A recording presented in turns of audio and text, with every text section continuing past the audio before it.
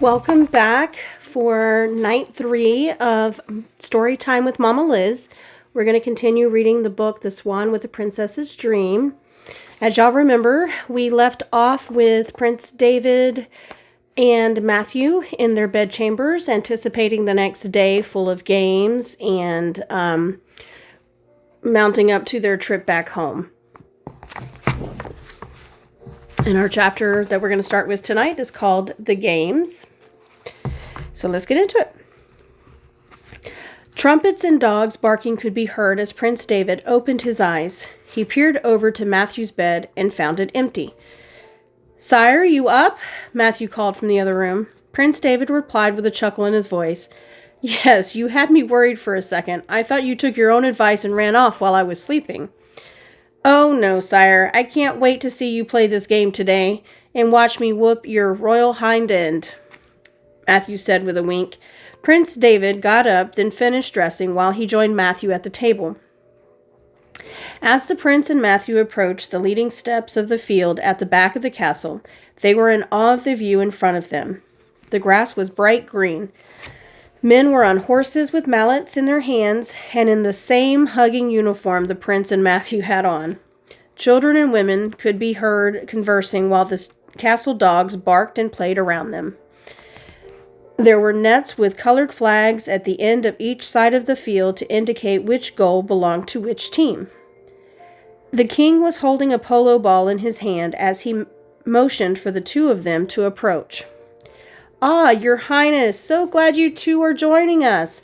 Please, mount your horses. I took the liberty of having your stable hands prepare them for you. I would be honored if you would join my team," he told them. Prince David smiled and waved as he and Matthew walked over to their horses. Prince David and Matthew got up on their horses and started trotting toward the king as the prince replied, "Good morning, sire. We thank you. Don't take it easy on us today. We are quick learners." They all laughed as they trotted their horses into position. The game was very demanding and swift. The women and children cheered the men each time they scored, no matter the team. Dogs could be heard barking as they ran up and down the field, chasing the horses during the game. The band played a triumphant melody as the king swung his mallet for the last winning point. The men and crowd cheered as the players jumped off their horses and headed toward the stables to put away their horses for a rest before the fox hunt was to start. Everyone met up at the field for lunch, joining the women and children at the tables as the kitchen staff started to bring out the food and drinks. Prince David took his place at the royal table next to Princess Audra and Matthew. "Well, who is this little guy?" he asked the princess. She replied, "This is Nicholas. He's a common marmoset. Isn't he the cutest looking old man?" Prince David replied, "Yes, he is. So is he yours? How long have you had him?" She answered, "I've had him since he was a baby. He's about to turn 3 years old. Say hi, Nicholas." Nicholas jumped down, huffy, toward the prince and the rest of the table. Princess Audra defended him by saying, "Oh, he's just upset about all this having to leave business. I hope you're okay with me taking him." "Oh, of course. I wouldn't hear of you leaving him," the prince replied. Matthew and the prince just looked at each other and continued to eat lunch in silence. Within a few minutes, everyone heard the king announce it was time for the hunt to begin. Everyone started toward the horses that were being brought out by the stable hands. Prince David and Matthew noticed a woman approaching on her horse that rode straight to Princess Audra. They spoke for a bit, and then the woman rode to line up next to the prince and Matthew. "Good afternoon. I'm Princess Abigail. I apologize for not being able to meet you sooner, but I was away at school and just got in this morning. I am Audra's little sister. Hope you don't mind me measuring you up during this hunt today," she stated. As Prince David responded, he caught Princess Audra laughing as she picked up Nicholas and headed to the castle with the other women and children. "Nice to meet you, Your Highness. Is there a reason the family neglected to tell us about you?" "Sure, I'm the one that needs to be measured." She laughed as she replied, "Oh, you'll do just fine. I think it's my sister that needs to worry about her measuring up. Good luck on this hunt today, and remember, don't show up the king. See you out there. The trumpet was blown, and off everyone went. Dogs barked and howled as they caught the scent of the fox. Prince David was sure to keep up with the king, but not pass him. Matthew stayed back to keep his eye on Princess Abigail, to which prompted a mini race between them. Both without words, ensuring the other understood they weren't going anywhere for the well-being of those they cared for. Soon the hunt was over, and the group hears the king proclaim, "Everyone, meet in the great hall for a night of celebration and camaraderie as we say goodbye to our guests and my oldest daughter. Make sure you bring your imagination and childlike sense of humor." Some groans could be heard among the crowd, while others giggled with anticipation of what surprises were in store. As Prince David passed Princess Abigail, he stated, "Good hunt today. Nice meeting you. And I hope we can talk more this evening. Is there anything we should know before walking into this event?" The king seems to be quite the character. She replied, "It will be bittersweet for sure. If you haven't noticed, my father enjoys his games, so just be prepared for a non-traditional party. It won't be stuffy or rigid, as I'm sure you're probably used to. This is more for my sister, as he has tailored this to her free nature. It's sure to be a frustrating evening." The last comment confused the prince and Matthew. Matthew asked, "Why frustrating? If it's for her, then it should be fun, right?" She replied, "I am not the one for these types of parties. I am the one for government, responsibilities, and such. We all have our places and roles in life. My sister should start accepting that. Well, you fellas have a good rest and see you this evening." Both the prince and Matthew were perplexed at how different the princesses were. Abigail seemed to be very structured and proper, minus the protective nature of her sister's well-being, whereas Audra was all over the place. They just shook their heads and went to their chamber to prepare for the evening. Prince David and Matthew walked into the ballroom and were pleasantly surprised. There were jesters, bubble blowers, and ribbon dancers performing. Food and drink tables with dessert were laid out in plenty. There was even a petting area where local townspeople brought in their pets and farm animals. Prince David noticed Princess Audra dancing with some children and Christine. He remarked at how relaxed and entertained she seemed in this environment. Matthew took notice and nudged him to go talk to her. "Huh? Oh yeah, I'm on my way over. Just enjoying the view and tranquility before engaging the hostile territory," the prince responded with a smirk. The princess caught a glimpse of the prince walking over to her and let out a sigh of irritation. Christine looked at her, stating, "Just give him a chance. He's trying. Just remember, we have to ride back with him on his ship tomorrow. You don't want it to be an uncomfortable journey across the ocean, do you?" "So best behavior, Your Highness." Christine smiled and gave the prince a gentle, encouraging punch in the arm as she passed him. He whispered, "Thanks," as he passed her. As he approached the princess, he stated, "So this is something.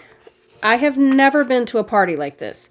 Your dad must really love you to put all the stops out like this. And your sister showed up. From what I gather, this isn't her scene. You'll have to bring them to visit once you get settled in my kingdom." Princess Audra turned her glance toward him, replying, "I know you meant that in the best way possible, but it wasn't received well. My family does love me, and you are only having to send me to your kingdom because society says they have to. So let's leave it at that. I don't think we have to like each other, much less get along to accommodate the obligations of our countries. Wouldn't you agree?" With that, she walked away, leaving him there to entertain the children. Prince David spent majority of the evening speaking with the king, the queen, and Matthew. They discussed trade routes and other economic ventures to help their countries prosper. Prince David talked about anything to keep him from thinking of the journey ahead of him. He was dreading it more now than ever. Queen Renee tried to reassure him, but she could tell her daughter crossed a line with the prince. She just hoped the journey back would give them time to bond. 'Cause let's face it, there's nowhere to run, she thought to herself as she giggled at the thought. King Cliff made an announcement as he waved for two servants to come forward. They were pulling two large crates. "Can I get your attention, please? Everyone, come around. Princess Audra, can you please come up here? I have some things for you, he announced to the room. Prince Audra made her way next to her father with a big smile on her face. Father, what did you do? She whispered in his ear. He just grabbed her hand and waited for the crates to be stopped in front of them. As you all know, my daughter is leaving us tomorrow. It breaks my heart to have her be so far away from home. Her mother and I hope these gifts from her countrymen will allow her to have a sense of home in Prince David's kingdom. Please, Audra, open the doors of the crates. Prince Audra opened the door to both crates at the same time, as they were a little ajar already. She gasped with excitement as a lamb and a collie walked out to greet her. She immediately hugged her father and thanked him, then turned her attention to her new companions. I hope you don't mind, Prince David, the king asked. No, not at all. Anything to help the princess feel more comfortable, he replied. Please continue to celebrate and wish my daughter well on her next adventure, the king announced as he motioned for the band to continue. The ballroom was busy through the late hours of the evening. Prince David paid his respects to the king and queen, along with saying goodnight to both Princess Audra and Princess Abigail. I want to ensure you all get plenty of time together on your last night, Matthew, and I will retire for the evening. Thank you for everything. Sleep well, your majesties. We will see you all in the morning at my ship. The prince said. Prince David and Matthew retired so they could prepare their ship and crew for departure in the morning. The journey home to the one waiting. Matthew was finalizing the crew, the loading of all the supplies on the ship as the king, queen, and princesses arrived. He tapped his boots on the floor of the deck to alert Prince David to come topside. Prince David prepared himself, put a smile on his face as he topped the stairs, walking onto the deck. Welcome, your highnesses. I hope you all slept well. My crew and I have everything ready to go. Princess Audra, I have placed your things in our cabin below, along with a spot for Nicholas and your two new companions, as I thought you'd want them with you. Hope that is okay. Princess Audra blushed as she responded, Yes, thank you so much. That was very thoughtful. She turned and hugged each member of her family, then slowly walked onto the ship. Matthew ordered the crew to lift the anchors and set the sails. Prince David escorted the princess to her cabin once her family was no longer in view. I hope this will be comfortable for you. The kitchen is through this walkway. You can get anything you want at any time. If there is something special you want, just ask, and we'll do our best to provide it. I was sure to get some local foods from your townspeople, along with some seeds and such, so that you can even have them when we get to my kingdom. Again, I hope you don't mind me doing these things on my own. I just was trying to make this transition as easy as possible, he said to her. She was embarrassed because she knew her comments to him the night before were very rude. Look, I know I was a little short and rude with you last night. I want to apologize. I have a habit of speaking my feelings before thinking at times. I know you were trying and have been since you arrived. I know we are both not sure how this is going to work or if it will be a complete disaster. But I want you to know that I will try harder to be more reasonable. I appreciate everything you have done. We have a long journey ahead of us, so let's just use this time to get to know each other at least, and maybe become friends, she stated. He agreed with a nod. I need to check on things on deck, so please make yourself comfortable and come up or stay here, whichever you'd like. I'll check in on you later, he said before going on deck. Matthew had a big grin on his face when he saw the prince coming on deck. So, how did it go? I see you're still in one piece, so I assume she didn't slam the door in your face, he stated as he laughed. Prince David replied, No, she didn't. She's just scared.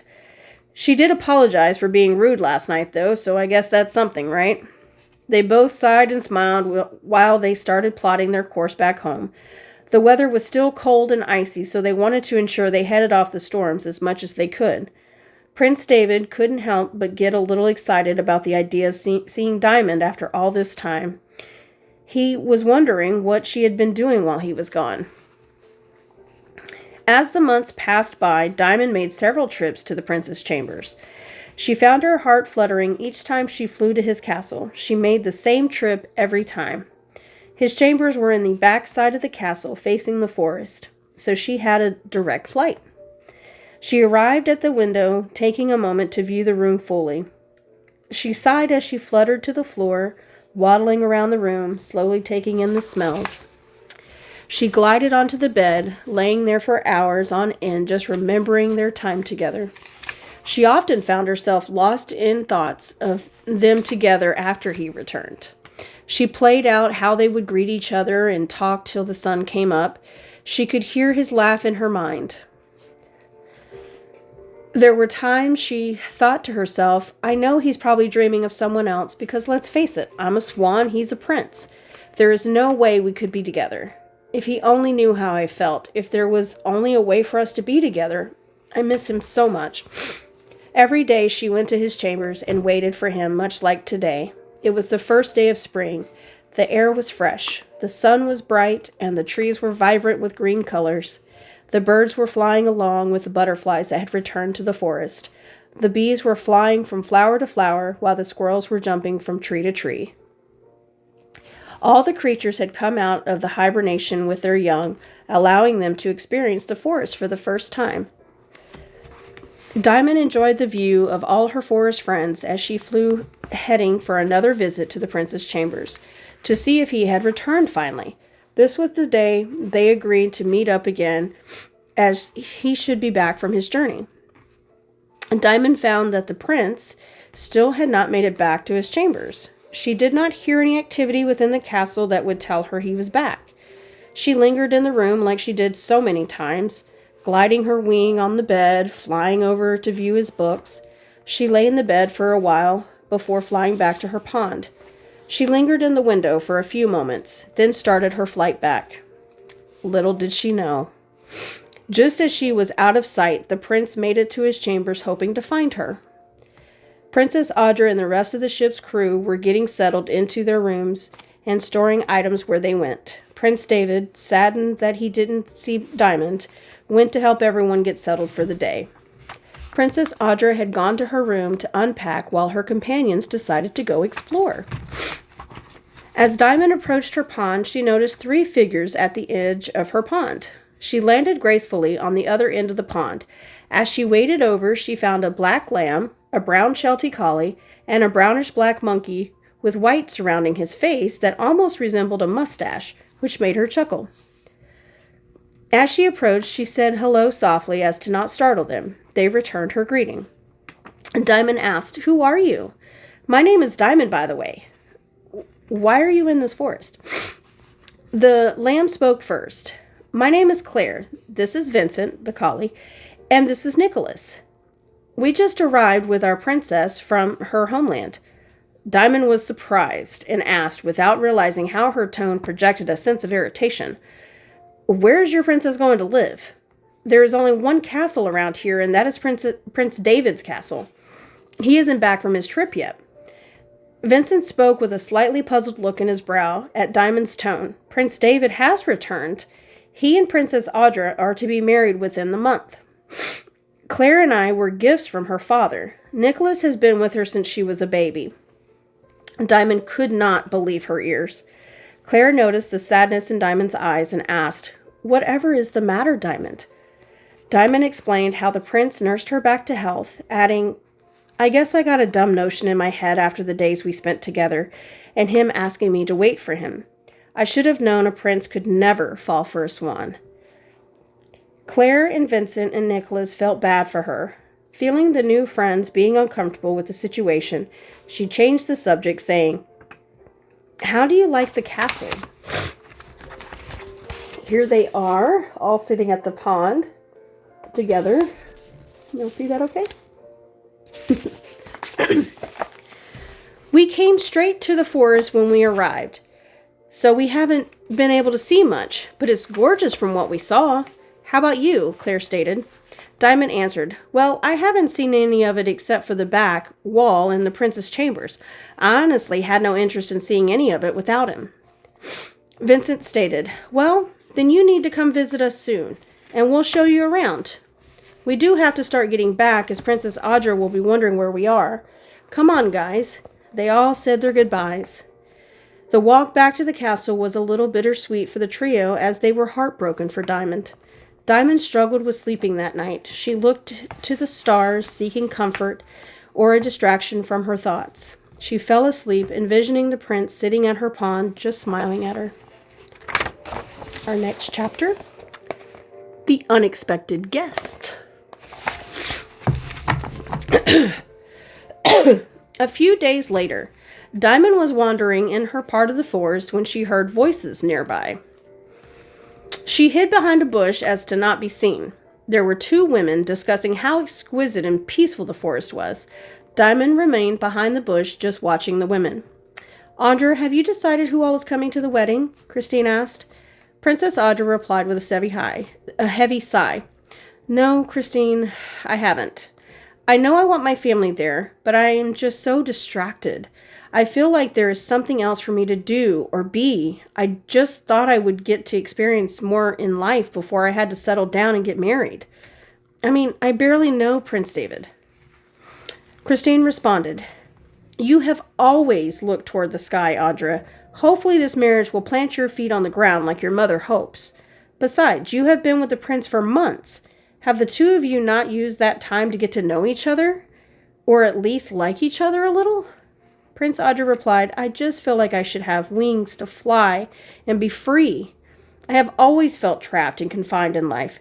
Getting to know Prince David has only confirmed my fear that I will always feel this way. If only there was something I could do to change things." Christine was bothered by this and defended the prince by saying, "Prince David has been nothing but kind, gentle, doting, and especially gracious with your freedom. What more do you want from him?" "Oh, I don't know, Christine. I know he has, and I feel guilty for feeling this way, but I can't help it," she replied. Diamond could not believe what she was hearing. The nerve of this princess! Diamond couldn't take hearing anymore, so she went to leave. She accidentally made the brush move, causing her to quickly waddle out of sight. This startled Christine and the princess, so they went to look at the brush, but Diamond was gone before they could see her. Diamond, heavy-hearted, arrived at her pond to find yet another visitor.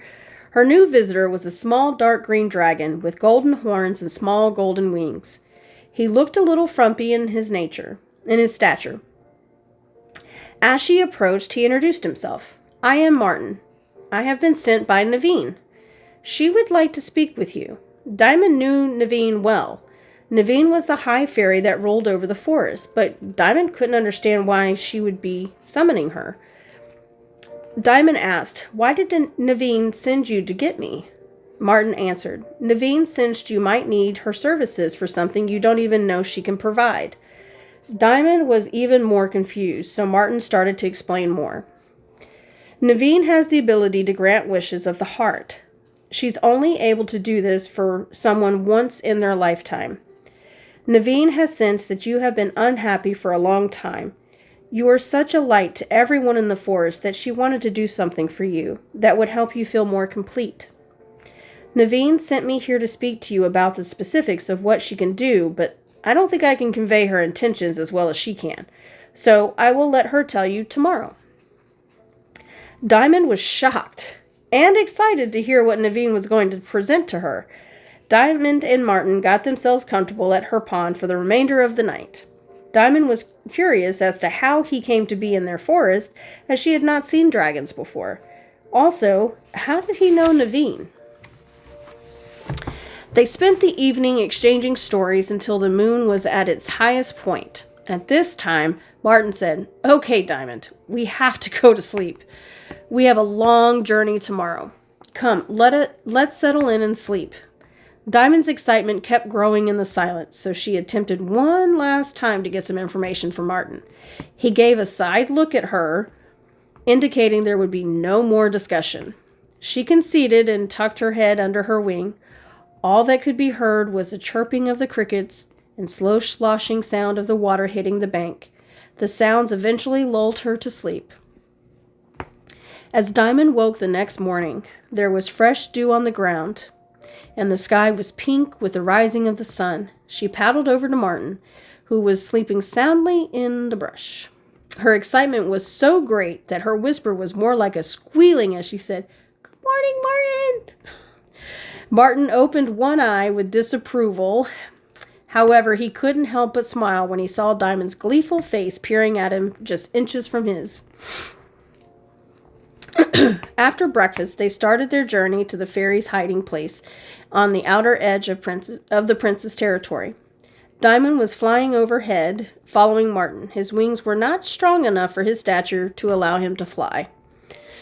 He didn't mind because he preferred to walk and speak to the animals of the forest. As she looked around, the forest looked different to her somehow. It seemed to be brighter and more cheerful.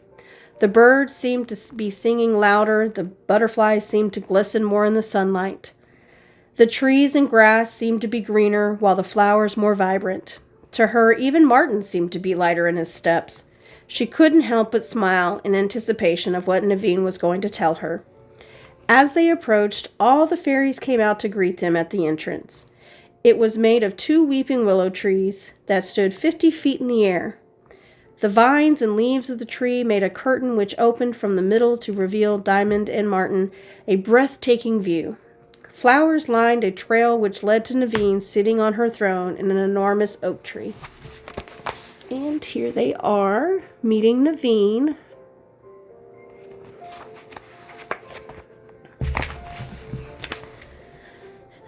The tree had grown a seat for Naveen within its branches. Diamond had forgotten how lovely Naveen was. Her hair was as red as the canna indica flower, and her eyes as green as the leaves on the trees. Her pale skin seemed to illuminate her fiery hair. Her lips pronounced from her face with their pinkish hue, as the fairies swarmed around the tree, taking their seats to view the discussion, causing flower petals to fall like a light rain. Diamond just looked with awe until Naveen's voice interrupted her. "Did Martin tell you what I'm willing to do for you, or gone over the rules?" Naveen asked. Diamond just shook her head no, as she gave an adoring glance to Martin's direction. Martin just looked at a passing hummingbird as he smiled, avoiding her glance. Naveen told Diamond, "I am able to grant you a wish of your heart's deepest desire. The wish I can grant is to change your soul with that of a princess. Once you are changed, it will be permanent, and you will be tied to the life you are given. You will not be able to change back. This change can only take place with the permission of the princess you find willing to give up her position. Your hearts must desire this change." Naveen continued as she stressed the final part. "This is permanent, Diamond. Please be sure you are ready to do this, because if you are not happy with what this new life gives you, you can't change it back. You will be forever bound to the new life, vessel, and choice." Diamond just had a look of disbelief on her face. Diamond began thinking to herself, "Where am I going to find a princess? I don't even know any. How am I going to do this? This isn't fair. There has to be a way." Naveen interrupted Diamond's thoughts by saying, "The last thing you need to know is that you must bring the princess here for the changing spell to take place. What are your thoughts?" Diamond had a look of distress on her face as her thoughts continued to race. Naveen offered for Diamond to stay for a while so they could talk more. Diamond responded, "Thank you for everything, Naveen. I think I'm just going to go home for now. I hope my next visit will be more of a joyful reunion. I know you're trying to help me, but I really don't know how that spell could help me, since I don't know a princess, much less one willing to change places with me. But thank you for being a good friend and looking out for me." With that, Diamond flew toward her pond. Naveen motioned for Martin to discreetly follow her. And that is our story time for tonight. Again, thank y'all for joining me, and I hope y'all are enjoying the story so far. And y'all come back again tomorrow for a couple of more chapters of The Swan with the Princess's Dream.